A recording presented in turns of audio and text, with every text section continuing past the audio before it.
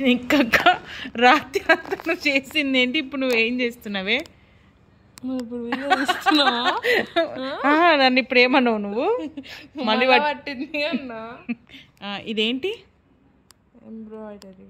నీకు ఇష్టమా ఈ వర్క్? ఇష్టం కాదు, ట్రై చేద్దామని అన్ని అంటే తెమ్మన్నా కాదే. నీకు లేని కళ ఏంటి చెప్పు. నీకు ఏమేం చేస్తావు? క్రోషియా చేస్తావు, గిటార్ వాయిస్తావు, డ్రాయింగ్ వేస్తావు, అండ్ ఇప్పుడు కొత్తగా ఎంబ్రాయిడరీ. మమ్మీ నాకు బ్లౌజ్ పీస్ చూసి అని చంపింది. లాస్ట్కి గ్రేట్ వర్క్. చూడండి అవుట్పుట్ ఎంత బాగుందో. చేది ఒక ఫోటో తీసుకుంటా.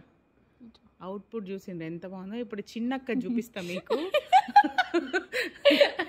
ఈ డిజైన్ ఎట్లా వేసినావు నువ్వు? ఏది ఇదా? ఇదంతా పెన్సిల్తో డ్రాయింగ్ వేసుకున్నా. గున్ను డైరెక్ట్ ఏం చేసింది? డైరెక్ట్ స్కెచ్తో ముగ్గులే. Hello Gunu, WhatsApp. ఏం చేస్తున్నావు నువ్వు? ఎన్ని రోజుల నుండి కష్టపడితే నీకు ఇది వచ్చింది? నిన్న రాత్రి నుంచి. ఏంది కథ అంతా? ఇదంతా ఏంది? ఎంబ్రాయిడరీ. ఏది నువ్వు ఫస్ట్ ఇది ఎట్లా ట్రై చేసినావు చెప్పా?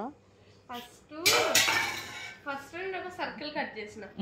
సర్కిల్ కట్ చేసిన తర్వాత అమ్మ ఏమన్నాదంటే ఇది స్క్వేర్ కట్ చేయాలి అంటే నేనేమనుకున్నా అంటే ఈ సర్కిల్ లో ఇక్కడ ఇట్లా స్క్వేర్ డ్రా చేసేస్తా అనుకున్నా.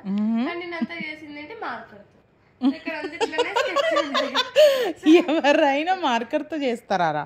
నిక్కక్క ఇట్లా ఏదేదో ఫోల్డింగ్స్ చేసి నాకు నిక్కక్క కట్ చేసి ఇచ్చింది. ఈ డిజైన్ ఎవరు వేసారు నీకు? నేనే. యాక్చువల్గా ఏం డిజైన్ రాది? లోటస్. లోటస్ ఏ కలర్లో ఉంటుంది? Pink colour. మరి పింక్ చేస్తే ఎంత అందంగా ఉండేదిరా. ఆల్రెడీ బ్యాక్గ్రౌండ్ పింక్ ఉంది.